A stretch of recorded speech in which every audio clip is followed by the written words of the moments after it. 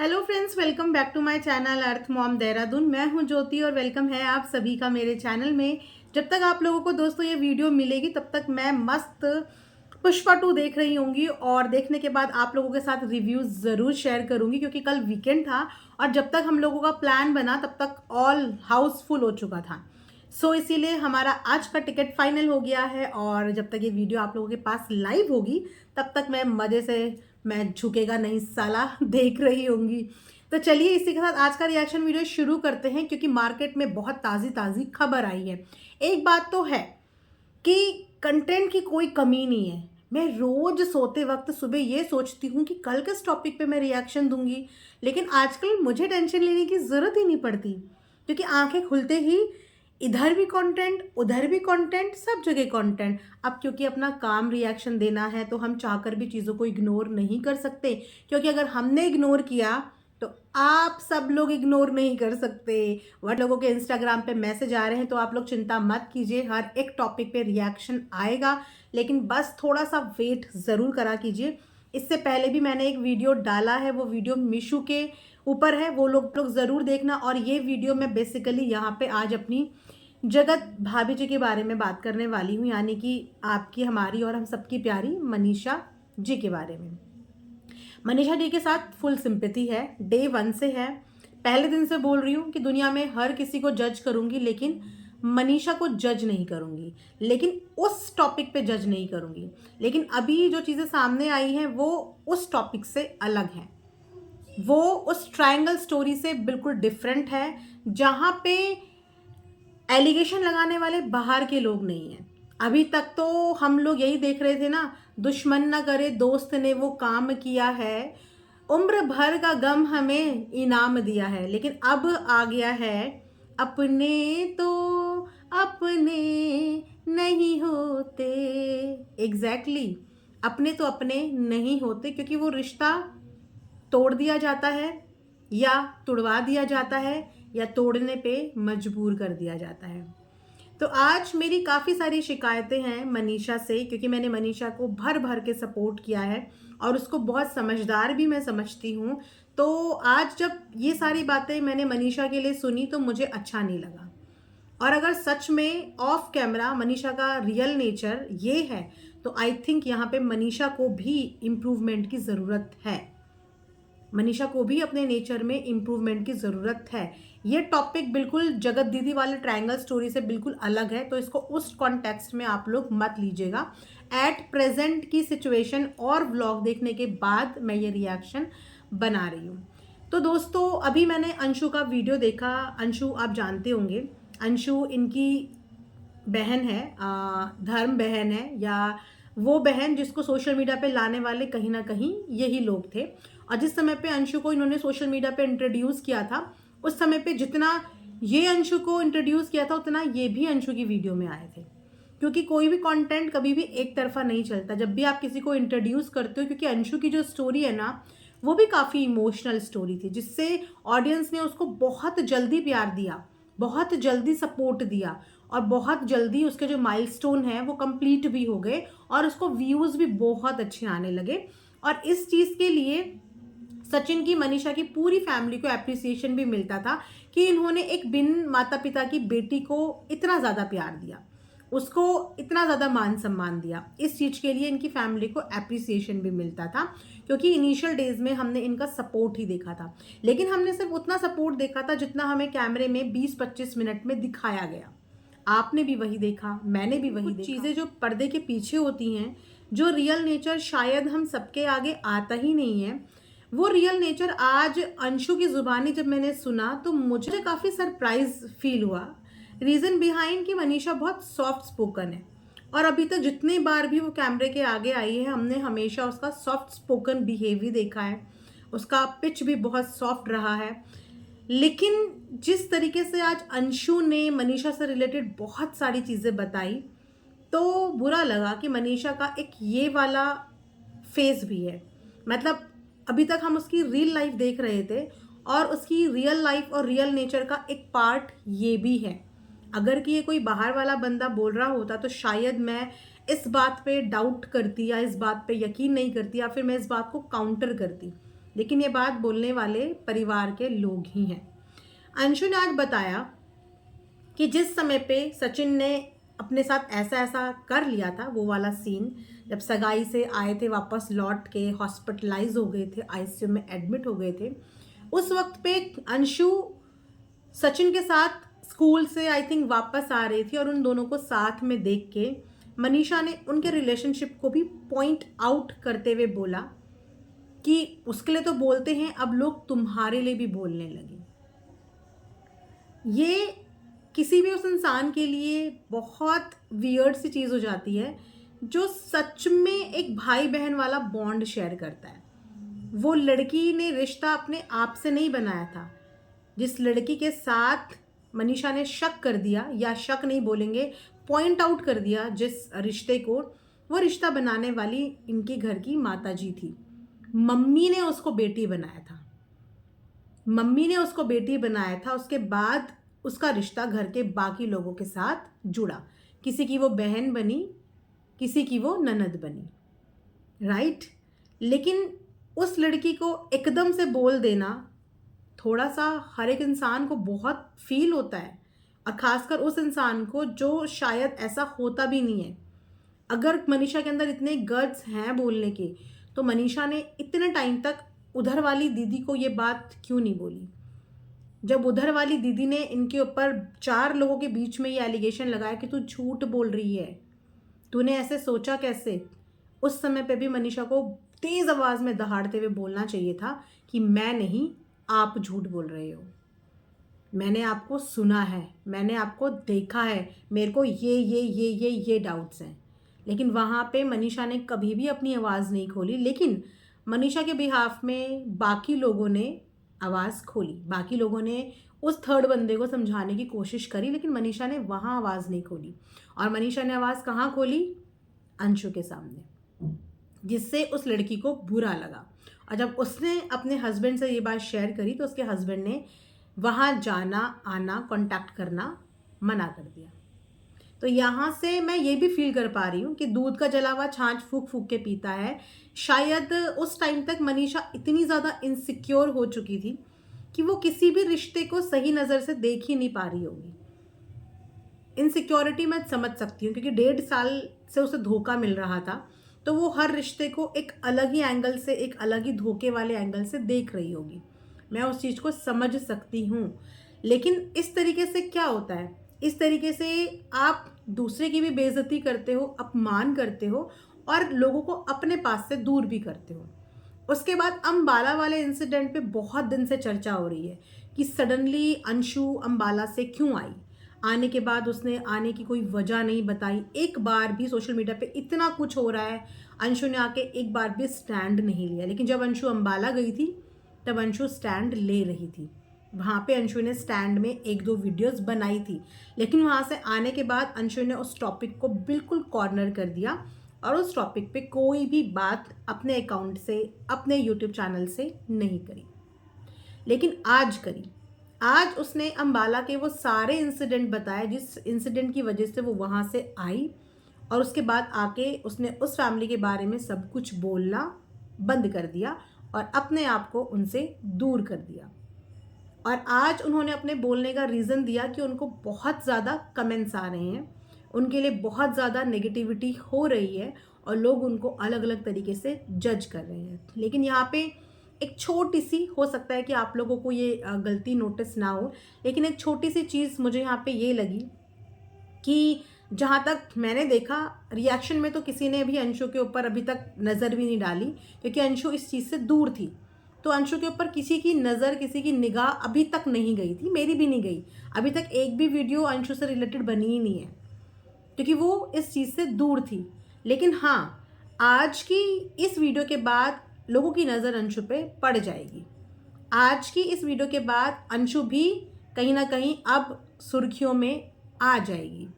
तो सिर्फ negative comments की वजह से क्या अंशु को बोलना ज़रूरी था? अदरवाइज अंशु वो नेगेटिव कमेंट्स को हाइड भी कर सकती थी, डिलीट भी कर सकती थी, क्योंकि ये मैटर जो था ये ऑफ कैमरा था और अंशु इस कचरे में पड़ना नहीं चाहती थी। बट डायरेक्टली इनडायरेक्टली अंशु इस कचरे में पड़ गई, क्योंकि एक वीडियो अंशु ने बनाया उसके रिस्पॉन्ड में एक वीडियो जगत भैया ने बना दिया और अंशु की वीडियो पे बाकी रिएक्शन वाले बना देंगे।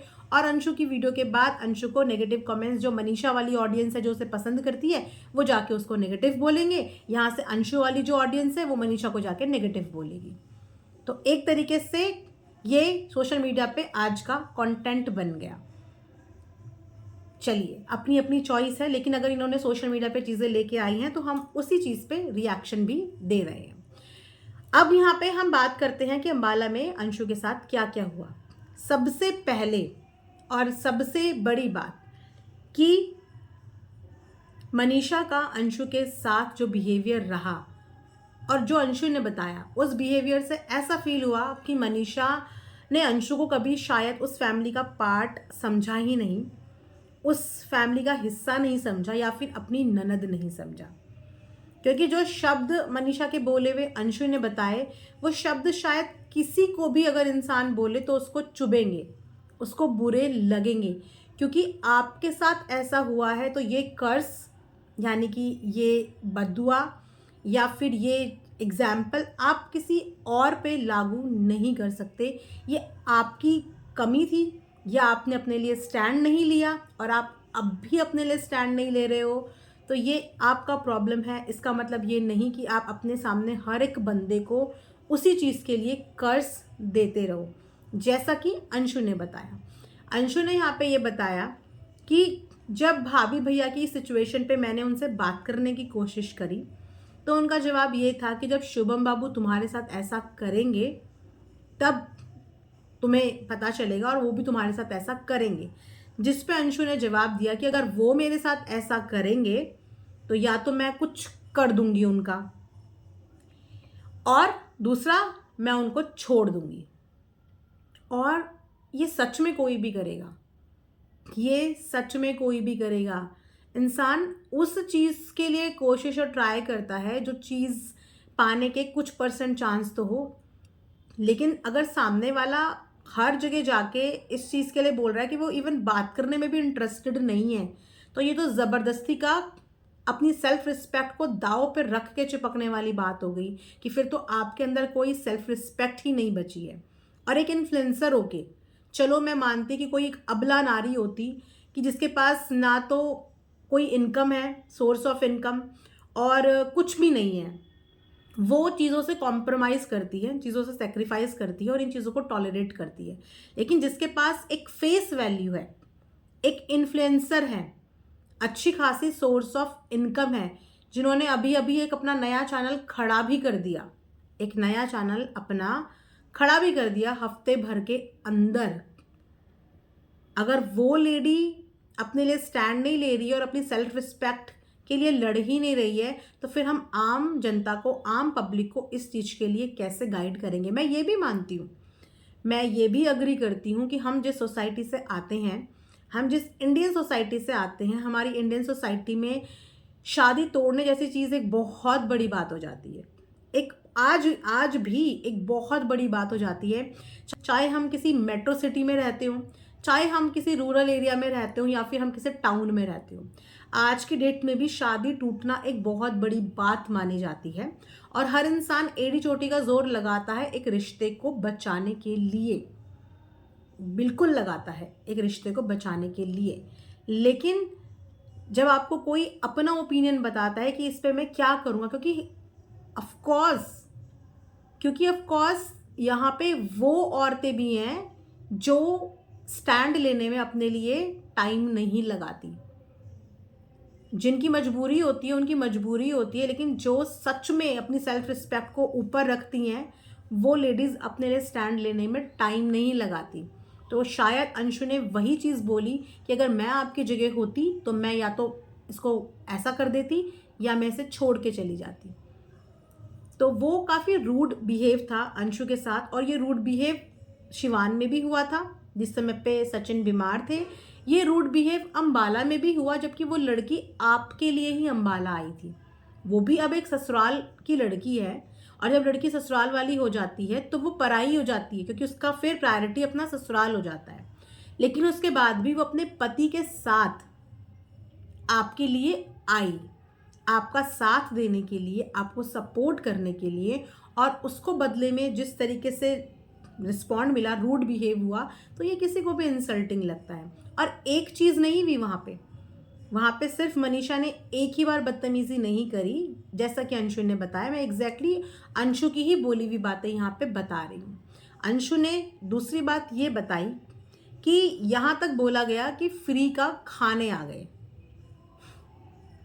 फ्री का खाने आ गए। वो किसी शादी ब्याह के न्योते में नहीं आए थे, दुख में आए थे, दुख में आपके लिए आए थे। और मुझे लगता है कि आज की डेट में ना हर किसी इंसान के किचन में ना 1 2 3 जने का खाना हमेशा फालतू ही बनता है। आप में से कितने लोगों के घर में बिल्कुल टिप टॉप खाना बनता है? कितनों के घर में? सबके घरों में एक्स्ट्रा खाना बनता है। कभी हम बाहर स्ट्रे डॉग्स को खिला देते हैं, कभी बाहर हम गाय को डाल देते हैं। एक्स्ट्रा खाना 2 4 रोटी ऊपर नीचे हर किसी के घर में बनती है। तो कोई आपकी रोटी तोड़ने के लिए नहीं, आपके दुख में आपको सपोर्ट करने के लिए, आपका साथ देने के लिए आया था। अपनी बेइज्जती कराने के लिए तो बिल्कुल नहीं आया था। लेकिन चीज़ें वहाँ पे भी ख़त्म नहीं हुई। 2 3 चीज़ें उन्होंने और बताई मनीषा से रिलेटेड, जो सुन के मुझे बहुत डिसअपॉइंटमेंट फील हुआ। मैंने मनीषा का ऐसा नेचर एक्सपेक्ट नहीं किया था। चलिए, यहाँ तो बात मनीषा की रही। जब मनीषा की ये हालत है तो फिर जगत भैया से क्या एक्सपेक्टेशन करें, क्योंकि उनका नेचर तो हमने खुले प्लेटफॉर्म में देखा है कि वो कैसा बोलते हैं। हालांकि वो बोलने में सॉफ्ट है, उनका जो पिच है वो लो ज़रूर है, लेकिन वो पिच हार्श है, रूड साउंड करते हैं। लो है बट रूड साउंड करते हैं। किसी को ट्रिगर करने के लिए बहुत आराम से कोई भी बंदा उनके बातों से ट्रिगर हो जाएगा। बहुत पेशेंस वाला बंदा चाहिए उनको डील करने के लिए, जो उनकी बातों को डील कर ले। अदरवाइज अगर कोई इंसान इम्पेशेंट है तो उनके रूड बिहेवियर की वजह से वो ब्लास्ट हो जाएगा उन पे, जो कि पिछले दिनों चीज़ें हुई भी। तो अंशु ने अपना एक्सपीरियंस भी अपने भाई के साथ बताया। दैट मीन्स कि अभी सोशल प्लेटफॉर्म पे उनका जो नेचर का यहाँ पे प्रमोशन हो रहा है ना, वो नेचर सिर्फ यहीं तक नहीं है, वो नेचर घर के अंदर तक। ऑब्वियस सी बात है, अगर घर के अंदर इतनी बोलने की आज़ादी है तभी इंसान के अंदर इतना कॉन्फिडेंस आता है कि वो पब्लिक प्लेटफॉर्म पे भी वो नेचर अपना बोल देता है। अंशु ने एक और चीज़ बताई जो चीज़ें मुझे और ज़्यादा बुरी लगी, कि एक बहन आपकी नज़र उतारने के लिए मिर्चें लेके आ रही है। एक बहन आपकी नज़र उतारने के लिए मिर्चें लेके आ रही है, और आपने उस बहन को कौन से ऐसे अपशब्द बोले, जो अपशब्द वो सोशल मीडिया पे बोल भी नहीं पाई। जिन अपशब्द को बोलने से उसने मना कर दिया कि मैं ऐसे शब्द नहीं बोल पाई। उसके बाद पे मुझे थोड़ा सा गलत पूजा भी लगी है। देखिए, जो चीज़ें मुझे गलत लगती हैं मैं अपफ्रंट होकर अपनी वीडियो में वो बोलती हूँ, कि अपने दिल की बात करने के लिए अंशु ने पूजा से ये सिचुएशन शेयर करी, अपना मन हल्का करने के लिए, किसी की शिकायत करने के लिए नहीं करी होती। जब इंसान को कोई चीज़ बुरी लगती है तो वो एक सहारा ढूंढता है जिसके पास वो चीज़ें शेयर कर सके, क्योंकि अंशु बैक टू बैक बार बार हर्ट हो रही थी वहाँ पे। तो उसने जाके पूजा को ये बात बताई कि ऐसे ऐसे मनीषा भाभी ने मुझे बोला है। अपना मन बता के फ्लो में उसने हल्का कर दिया। लेकिन वो बातें मनीषा तक पहुंची और उसके बाद मनीषा ने फिर से अंशु को बोला कि तुम हम ननद भाभी के रिश्ते में दरार पड़ाना चाहती हो, तुम हम ननद भाभी के रिश्ते में दरार पड़ाना चाहती हो। तुम कौन? वो भी ननद ही है, वो भी उस फैमिली का हिस्सा है। मतलब चुटकी भर में किसी को भी आपने पराया कर दिया। चलो, सचिन तो है रूड, उसका तो नेचर ही यही है कि आज किसी को दोस्त, कल किसी को दुश्मन, आज मेरा अपना, कल मेरा पराया। लेकिन मनीषा का ये नेचर कि आपने 2 सेकंड में उस लड़की को बिल्कुल पराया फील कर दिया। और पूजा इतनी मेच्योर हो, मेच्योरिटी है अंदर, ऐसे कैसे इधर की बात उधर कर दी। समटाइम्स जब फैमिली में इतनी प्रॉब्लम्स चल रही होती है ना, तो हमें अपनी बातों का आदान प्रदान करना वहाँ पर रोक देना चाहिए, क्योंकि हमारी आदान प्रदान करने वाली चीज़ों से फैमिली डिस्टर्ब होती हैं। कुछ चीज़ें अपने पेट में रखनी चाहिए सिचुएशन को देखते हुए। मनीषा की जो सिचुएशन थी वो ट्रिगर थी उस समय पे, आउट ऑफ इमोशन या फ्रस्ट्रेशन या इरिटेशन, उसके साथ बहुत सारी चीज़ें हुई थी बैक टू बैक, जिसकी वजह से हो सकता है कि वो इस स्टेट ऑफ माइंड में रही ना हो, लेकिन उस जगह पे उस तक वो चीज़ें नहीं पहुंचनी चाहिए थी, जिसकी वजह से वो वापस से अंशु को ऐसा बोलती। तो इतनी सारी चीज़ें अम्बाला में अंशु के साथ बैक टू बैक हुई। उसके बाद अंशु ने फाइनली जो है वो आंटी जी से भी बात करी, क्योंकि आफ्टर ऑल उसका जो रिश्ता पहला जुड़ा था वो आंटी से जुड़ा था, वो रिश्ता उन्हीं से जुड़ा था, उन्हीं से बात करी। तो आंटी ने उसको बोला कि तुम्हारा रिश्ता हमसे जुड़ा है, तुम इस चीज़ से दूर हो जाओ, तुम इस चीज़ से दूर हो जाओ। दूर हो गई, वो दूर हो गई, दूर होके वो अपने घर चली गई। और इसीलिए इस पूरी कंट्रोवर्सी के दौरान उसने आके अपना मुंह नहीं खोला, और मुंह खोला तो आज खोला। क्यों? क्योंकि उसको नेगेटिव कमेंट्स आ रहे थे एंड वो ये एक्सपेक्ट कर रही थी कि मेरे लिए मेरे फैमिली वाले स्टैंड लें, कि मेरे लिए नेगेटिव कमेंट्स मत करो। आपकी फैमिली इस समय पे क्या किसी के लिए स्टैंड लेगी? उनकी खुद की हालत ख़राब है, उनकी खुद की हालत ख़राब है। वो खुद ये सोच रहे हैं कि हमारा कौन स्टैंड लेगा। गलत टाइम पे गलत चीज़ों की एक्सपेक्टेशन नहीं करनी चाहिए। हालांकि अंशु के साथ जो चीज़ें हुई वो बिल्कुल गलत हुई। मनीषा का जो नेचर सामने आया वो अनएक्सपेक्टेड है, but at the same time Anshu का ये वीडियो यहाँ पे शायद रिक्वायर्ड नहीं था, क्योंकि इस वीडियो के बाद माहौल थोड़ा सा और कॉम्प्लिकेटेड हो सकता है। क्योंकि अभी तक कमेंट्स शायद मैंने भी नहीं पढ़े कि अंशु को कोई ट्रोल कर रहा है। आप लोगों ने अगर पढ़े होंगे तो आप भी कमेंट में बताना। आज जब अंशु का वीडियो देखा मुझे तब पता चला कि अंशु को भी ट्रोल कर रहे हैं और उसके लिए भी नेगेटिव कमेंट आ रहे हैं, और वो इस उम्मीद में बैठी थी कि घर का कोई इंसान मेरे लिए स्टैंड ले और बोले कि अंशु को कोई भी गलत मत बोलो, उसका इस चीज़ से कोई भी लेना देना नहीं है। लेकिन अब डायरेक्टली इनडायरेक्टली अंशु ने भी इस कंट्रोवर्सी में इन कर दिया है, क्योंकि अंशु की वीडियो के बाद ही तुरंत हमारे जगत भैया का रिप्लाई अंशु को गया है, अपनों के लिए रिप्लाई गया है।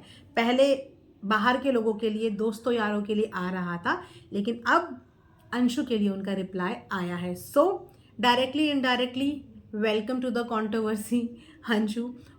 होप कि अब आप इस कंट्रोवर्सी में इन कर ही चुके हो, तो आपके अंदर इतनी स्टेमिना और इतनी स्ट्रेंथ आए कि आप अब आगे आने वाले प्रॉज एंड कॉन्स को भी डील कर पाओ। क्योंकि जो जो इस कंट्रोवर्सी में पड़ा है ना, वो बहुत परेशान हुआ है, वो बहुत परेशान हुआ है। तो जब तक आप इससे बाहर थी, आप बहुत सेफ जोन में थी, आपका मेंटल स्ट्रेस ज़ीरो था, अब तक आप बहुत सेफ थी। हाइड कर सकती थी कमेंट, आप डिलीट कर सकती थी, लेकिन अब इन होने के बाद मेंटल स्ट्रेस होगा। एक आम ऑडियंस का भी हो रहा है। एक आम ऑडियंस जो नॉर्मल कमेंट करती है, वीडियो देखती है ना, उस ऑडियंस को भी इस समय पे बहुत स्ट्रेस हो रहा है, और आपने इस गंदगी में इन कर लिया है, तो अब आपको भी इस स्ट्रेस का सामना करना पड़ सकता है। सो बीवेयर एंड बी प्रिपेयर। तो चलिए दोस्तों, ये था आज का एक रिएक्शन वीडियो अंशु की व्लॉग के ऊपर। आई होप कि आप लोगों को पसंद आया होगा। प्लीज़ कमेंट में ज़रूर बताना कि इन सारी सिचुएशन के बाद जो आज अंशु ने मनीषा के लिए बताया, आपको क्या लगता है? आप लोग इस बारे में क्या सोचते हो कि मनीषा का जो बिहेवियर अंशु के टूवर्ड्स रहा वो सही था, या मनीषा रूड साउंड कर रही है, या आपके जो भी ओपिनियन है आप वो मुझे कमेंट सेक्शन में ज़रूर बताना। मिलेंगे नेक्स्ट वीडियो में, तब तक अपना ध्यान रखिए। Thanks for watching earth Mom Dehradun.